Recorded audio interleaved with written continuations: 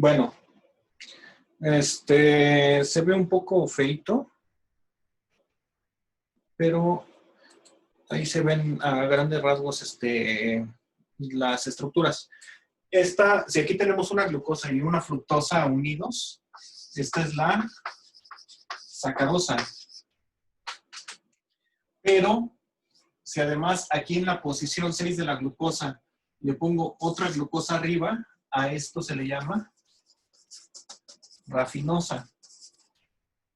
Ahora tengo dos glucosas, no una, tengo dos. Si además de esto le pongo otra glucosa, entonces ahora tengo tres. Si tiene tres, esto se llama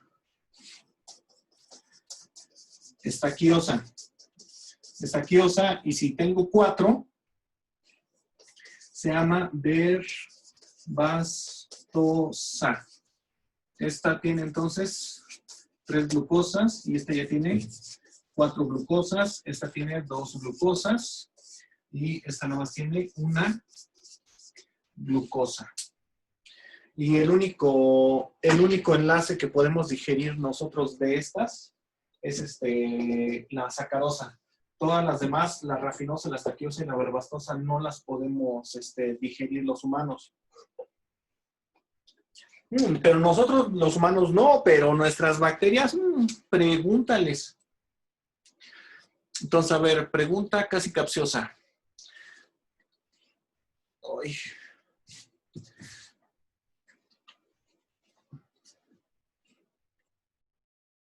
¿Se sigue viendo feo? ¿Horrible o 2, 3? 2, 3. Feo. Vale. No, y es que ahí ya ni siquiera soy yo, ya también es mi banda ancha. Ya. Ni siquiera es la compu.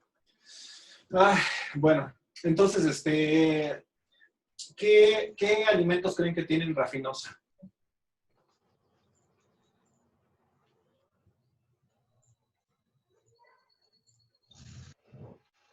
Cri, cri. Los alimentos que tienen rafinosa, estaquiosa y estas otras, en realidad, son principalmente las leguminosas. Bueno, que todas las leguminosas tienen rafinosa. Entonces, leguminosas. Frijol, haba, chícharo, garbanzo, lenteja, soya, etcétera. Entonces, todas esas se tienen que remojar porque afortunadamente la rafinosa también es soluble en agua, al igual que la sacarosa. Es soluble en agua esta cosa y entonces se va en el agua de remojo. Entonces, cuando tú pones a remojar los frijoles, en el agua se queda la rafinosa. Nada más que no vayan a hacer la cochinada que hacen algunas personas que conozco por ahí, que remojan los frijoles para que estén más blanditos, no para que se les vaya la rafinosa. Entonces, los cocen con la misma agua de la que tiene la rafinosa, y entonces cuando coces esas cosas, pues ya, bueno, ya veremos qué pasa. Digamos que no sirve de mucho. Y hay otros frijoles, hay otras variedades de frijoles y de soya que además tienen estas otras, que son mucho más largas, estas cadenas, porque tienen más glucosas. Entonces, precisamente, entre más glucosas tiene pegado, menos digerible es para nosotros, pero sí lo puede digerir la flora intestinal, la fauna intestinal, porque son casi puras enterobacterias las que digieren esto. Bueno, no, también algunos lactobacilos le entran, pero muy poco, muy poco. Los lactobacilos le entran a más cadenas de fructosas, a fructanos, a fructoligomananos, como ay, se me fue el nombre, inositol, no, inulina, como la inulina, entre otras cosas, pero bueno. Entonces, el chiste es que seleccionando la fuente de carbono, la complejidad de la fuente de carbono, tú puedes seleccionar a la bacteria que la va a utilizar. En este caso, si tú quieres cultivar levaduras y les pones rafinosa o les pones esto, pues las vas a matar de hambre. No van a crecer. Solamente van a crecer bacterias que tengan la capacidad para metabolizar estas cosas. Ahora, resulta que cuando nosotros ingerimos esto, la sacarosa sí la podemos digerir. Entonces, la rompemos en ¿cómo se llama la enzima que rompe la sacarosa? En glucosa más fructosa. Invertasa. Nuestra Invertasa. Pasa. La invertasa salival es la que corta la mayor parte de las sacarosas. Si no, no se apuren, tenemos más invertasas en el estómago. Igual tenemos amilasa salival. La amilasa salival sí digiere el almidón, pero bien poquito. Es más la amilasa pancreática la que se encarga de la digestión del almidón ya más completo. Pero bueno, entonces, cuando nosotros comemos sacarosa, esta prácticamente no llega al colon, no llega al intestino grueso porque se absorbe todo en el camino. Pero ¿qué pasa con la rafinosa y estas? Estas, precisamente, como no se absorben, porque no las podemos digerir, llegan prácticamente íntegras al intestino grueso y ahí las bacterias se las van a empezar a fermentar. Entonces, ¿qué creen que van a producir?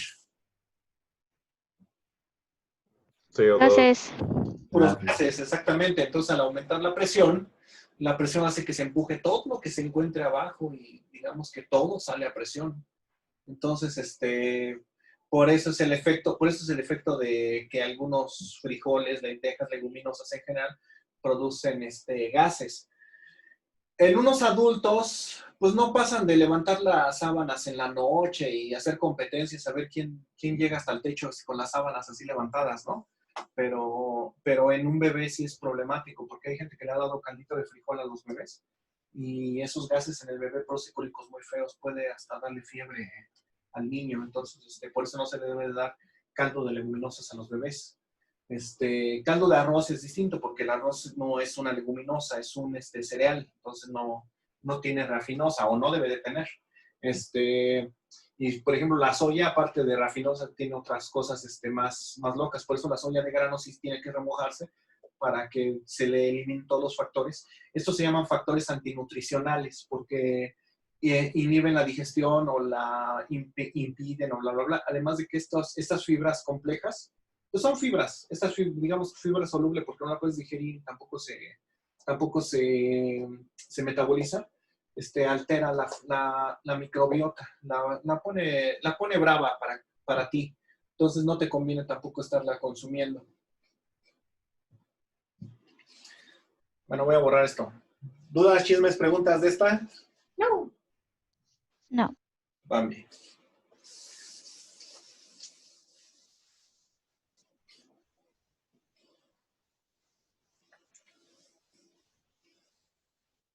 Entonces, como habíamos visto la clase pasada, la selección del medio de cultivo también se puede hacer a través de la fuente de carbono. No solamente, ahorita estamos viendo apenas carbohidratos, todavía no vemos ni proteínas ni lípidos. Pero entonces, el hecho de que tú estés agregando un tipo de carbohidrato más complejo hace una selección mucho más específica hacia lo que tú deseas. Porque, por ejemplo, ahorita estamos hablando de flora intestinal y bla, bla, bla, pero siendo honesto, no es así como que lo único. O sea, otras bacterias que también pueden degradar estos compuestos, pues son principalmente también bacterias de suelo. Las bacterias de suelo prácticamente comen lo que sea. Créanme, o sea, cuando no tienes que comer, tienes muy buen apetito. Entonces, sobre todo para el área agronómica, cuando están aislando alguna bacteria que quieren que tenga capacidad de degradar azúcares complejos o algún hongo, también los hongos entran en esto, pues lo haces utilizando azúcares complejos como la verbastosa o la estaquiosa. Ahora, hay otro azúcar que es no alcanzo a ver el chat. ¿Quién sabe? No, quién sabe. Bueno, si dicen algo en el chat importante me avisan porque no alcanzo a verlo. ¿Quién sabe por qué? No olviden, no alcanzo a ver. Entonces, ¿cuál vamos a buscar ahora? Inulina. Oh, cosa. Responde.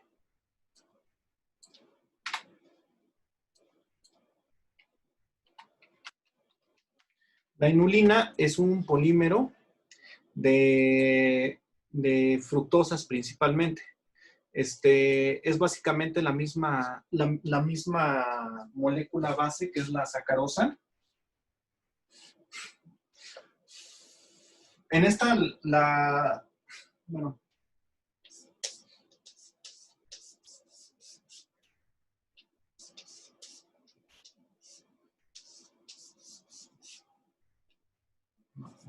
así. Entonces, esta sería la sacarosa. Luego le ponemos las patitas correctamente, pero bueno, ahí es como quedaría la sacarosa. La sacarosa. Entonces, para hacer inulina,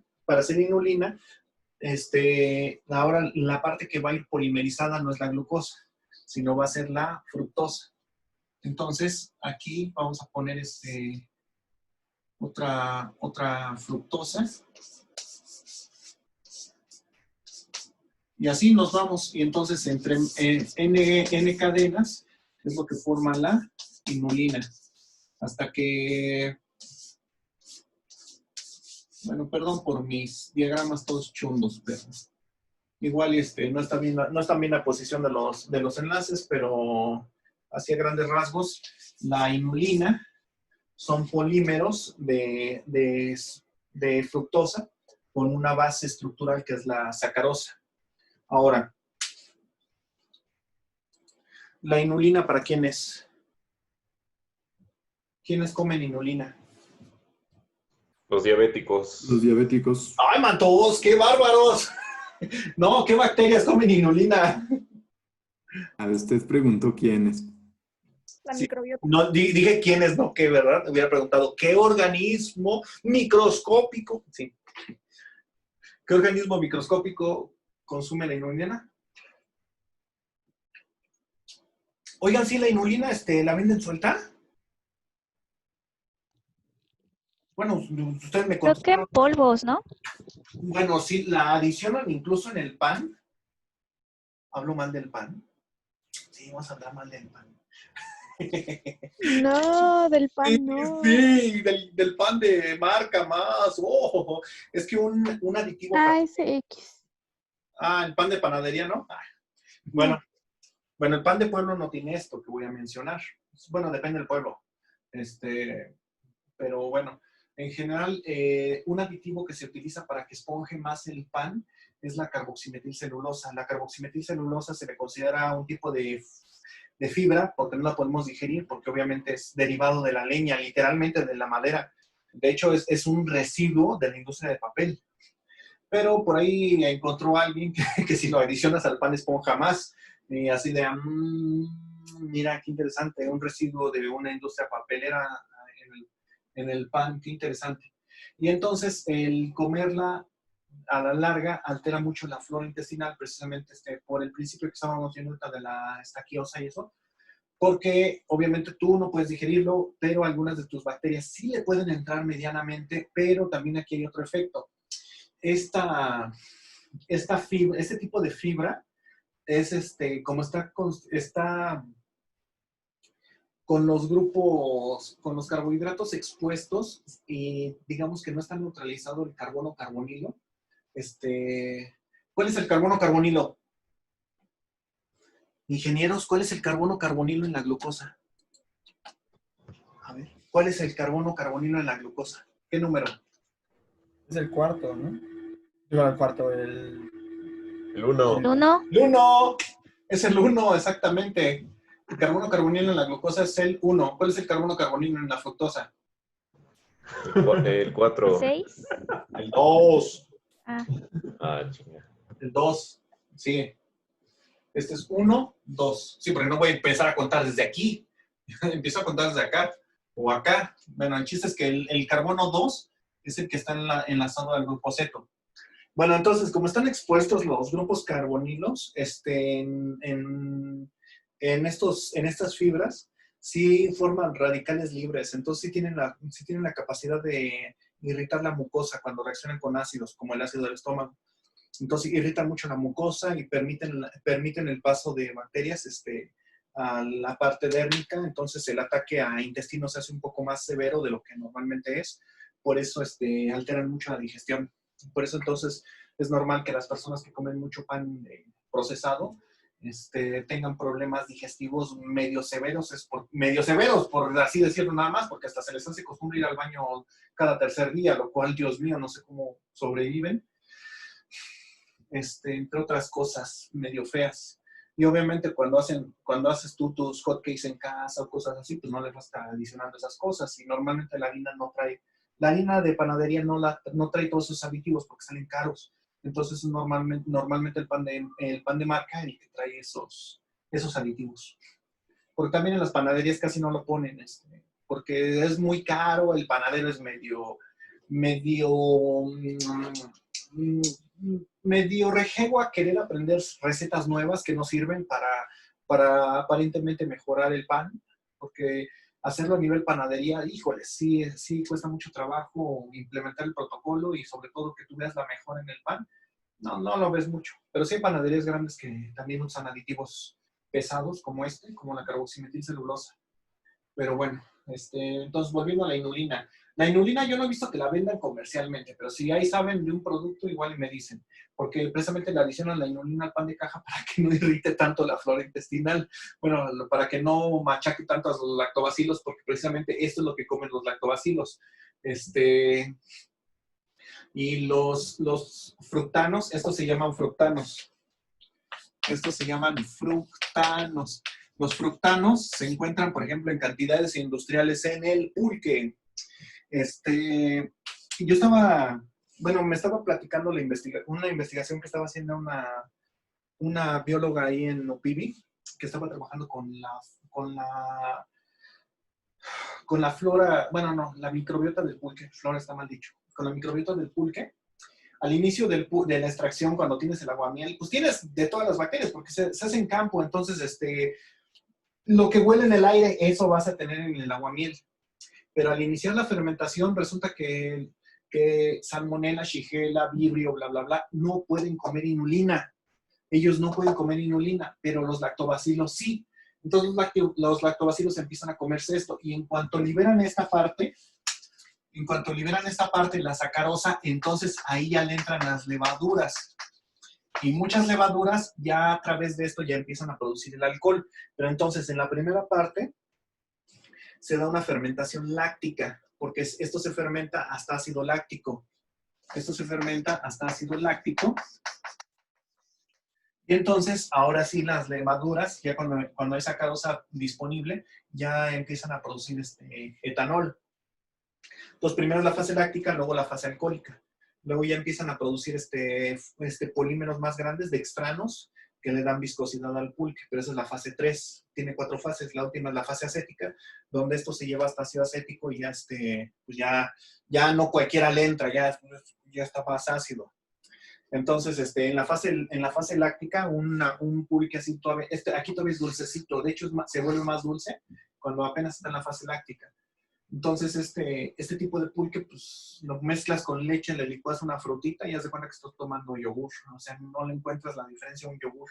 De hecho, algunos expertos que hacen yogur casero lo hacen con pulque así dulcecito. Les dan a catar y no distinguen el búlgaro del pulque, del que se hizo con pulque en la fase láctica. Ya cuando empiezan la fase alcohólica, pues ya es otra cosa, ¿no? Ya hasta huele, ya dices, ay, caray, ahora sí mi microbiota y yo nos ponemos contentos. Pero bueno, entonces conforme empieza la fase láctica, los lactobacilos empiezan a comerse esto y entonces pasan al fenómeno que se llama quorum sensing y se alocan los lactobacilos y dicen, vamos a matar a todo lo que no sea lactobacilo. Y se lo comen todo. Salmonelas, shigellas, vibrios, escherichias, todo lo digieren. Al grado de que esta bióloga que está en Opivi estaba haciendo el seguimiento de las poblaciones mediante PCR. Llega un momento en el que ya no encuentras DNA de salmonela, ni de escherichia, ni nada, porque se lo comen los lactobacilos. Literalmente se lo comen. Ya no sale ni siquiera un 16S que se supone que con ese encuentras todo, ni con ese los encuentras, porque se los comen. Y los lactobacilos llega un momento que se ponen tan locos que hasta se comen hasta las amibas, los cisticercos, no, son bárbaros estos. Pero bueno, entonces este es otro ejemplo de una selección que puedes hacer a través de carbohidratos. Otra selección, otros trealosa. ¿Quién sabe qué es la trealosa? ¿Quién sabe qué es la trealosa? A ver, 6 en el chat. Es para mí, por 2, vamos por unos pulques al templo de Diana. Ay, ¿dónde es eso? ¿Dónde es el templo de Diana? Bueno, luego me dicen. ¿Qué es la trealosa? dos Dos glucosas, ¿no? glucosas, ¿no? Dos glucosas unidas, carbonilo, carbonilo. Es decir, 1. Enlace 1,1. Entonces, no sé si me vaya a salir. A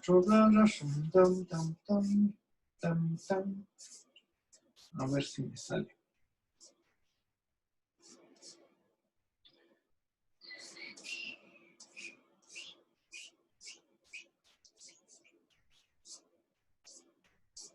No.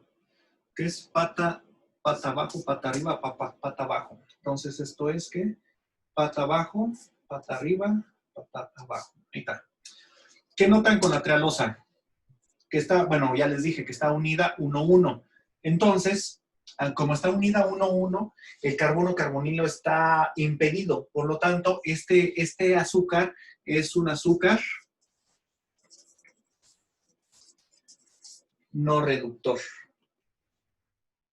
Es un azúcar no reductor. ¿Qué implicaciones bioquímicas tiene el poder tener, por ejemplo, muchos azúcares no reductores? ¿Mm? ¿Quién sabe?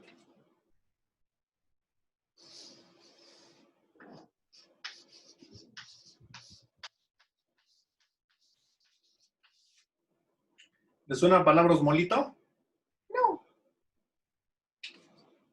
Mm, No. ¿Que pueden hacer osmosis? No, bueno, sí, pero no. Bueno, sí, pero no. Ay, matos. No, los osmolitos son sustancias que aumentan la presión osmótica. No necesariamente, bueno, sí, entonces va de la mano con la osmosis, pero no se usan para eso. Los osmolitos se utilizan para bajar la actividad de agua. ¿Sí saben qué es la actividad de agua o nada más la estoy mencionando en varias clases y me están dando el avión? ¿Se refiere a la viscosidad? ¿Eh? ¿A la viscosidad se refiere? No, ¿qué pasó? No, ya vi que no. ¿No habla de la disponibilidad de agua? Si es la disponibilidad de agua, ¿cómo se calcula? No sé. Usted dijo que si sabía qué era, más no que si sabíamos calcularla. Creo que tenía algo que ver, bueno, en su cálculo tenía algo que ver la presión de vapor o algo así, pero no estoy muy seguro. Ah, pues sí. Si es la presión de vapor del agua en la sustancia que estás analizando, entre la presión de vapor del agua en estado puro a esa temperatura que estás analizando. Entonces, por ejemplo, haz de cuenta que tú tienes un alimento, ¿qué te gusta? Pan. Tienes un pan. Vamos a decirlo muy nacamente, si lo veo un físico-químico me va a regañar, pero vamos a decirlo así muy nacamente. Vamos a poner un bolillo ahí. Un bolillo. Tienes un bolillo y entonces vamos a aumentar la temperatura. Esto está sellado.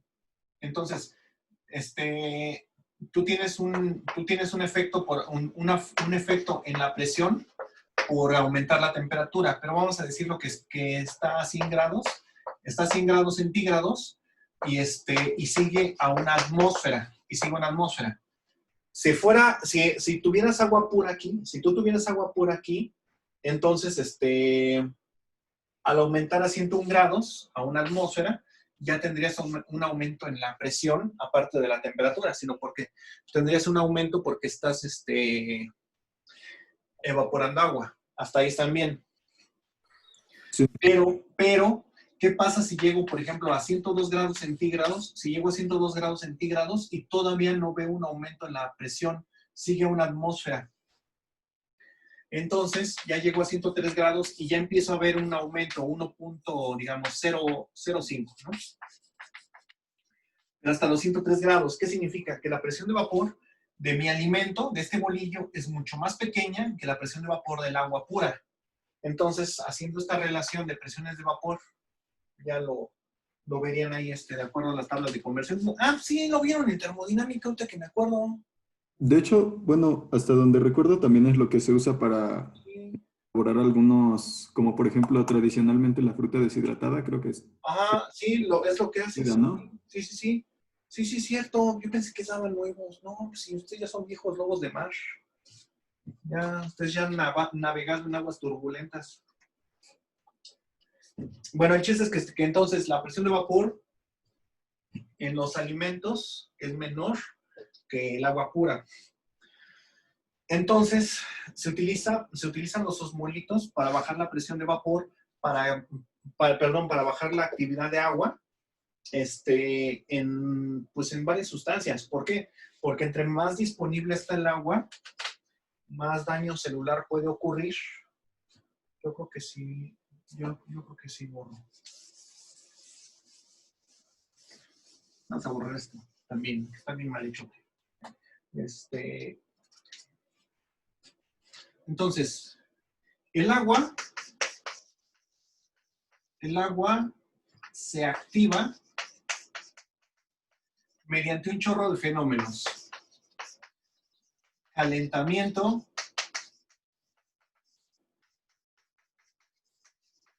enfriamiento, cambio de estado, cambio en el estado,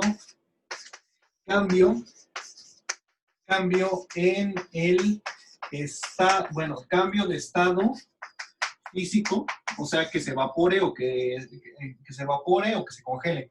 Cambio de estado osmótico y entre otras cosas. De hecho, como vamos a ver más adelante, por ejemplo, cuando los microorganismos se protegen contra la radiación, las esporas que son resistentes a la radiación, como por ejemplo Bacillus radiodurans, que aguanta hasta 30,000 veces la dosis letal de radiación para un humano, el bacilo está tranquilo todavía, lo hace porque las esporas tienen una bajísima actividad de agua, porque resulta que el agua es la primera que reacciona ante la radiación y forma iones, y esos iones son los que pasan a perjudicar todas las macromoléculas, tales como el DNA, y pues terminan matando a la célula, en el caso de la radiación. Entonces pasa algo similar, pero a menor escala, como lo vamos a ver más adelante cuando veamos enfriamiento, cuando veamos cambios físicos, cuando veamos conservación de células, por ejemplo, en liofilización. Cuando lleguemos al tema de liofilización, vamos a ver la importancia de estas cosas, de los osmolitos y los estados físico-químicos. Pero así como spoiler, vamos a decir que si tú agarras y pones un pedazo de carne en el congelador, y se te olvida así, y no lo metes en plástico, ni en topper, ni nada, y se te olvidó. Y entonces dices, ¡ay, mi bistec que me regaló mi abuelita, voy a calentarlo!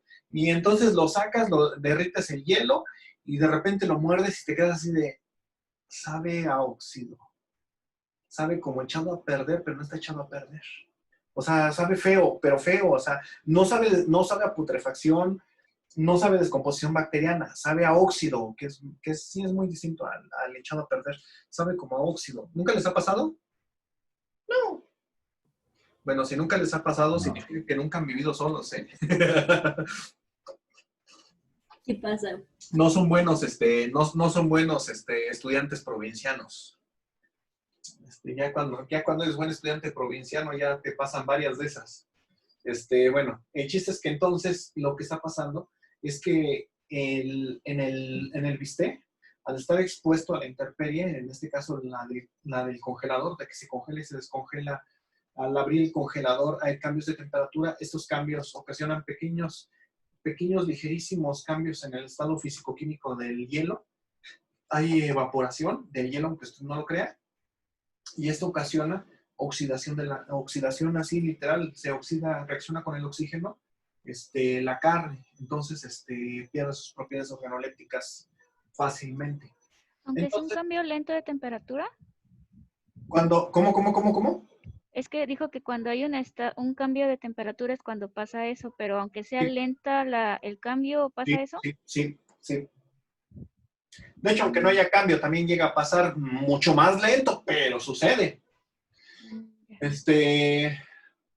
Sí, bueno, el chiste es que entonces, tú lo que quieres hacer para prevenir daños es poner osmolitos. Entonces, antes de que se me acabe el tiempo, vamos a mencionar de nuevo la trealosa. La trealosa, precisamente como es un osmolito potente, es tan potente como la sacarosa, pero no genera, no tiene carbonos carbonilos disponibles, por lo tanto no va a generar radicales, ni va a reaccionar con ninguna molécula. Entonces, por lo tanto, puede proteger a las macromoléculas de daño. Por eso las plantas, sobre todo las que aguantan climas muy extremos, o sea, plantas de desierto, acumulan cantidades industriales de trealosa para resistir tanto el frío como el calor. Y por ahí creo que también alguna rana también acumula trealosa, si la memoria no me falla. Una de esas ranas japonesas que aguantan la congelación también almacena trealosa. Esa sí no estoy completamente seguro. Tengo conocimiento de otras 4 proteínas anticongelantes que acumula la rana, pero creo que también trealosa. Pero bueno, yo creo que seguimos ahorita después del comercial. Los veo a las 6:25. Sale. Ok, profe. Sale.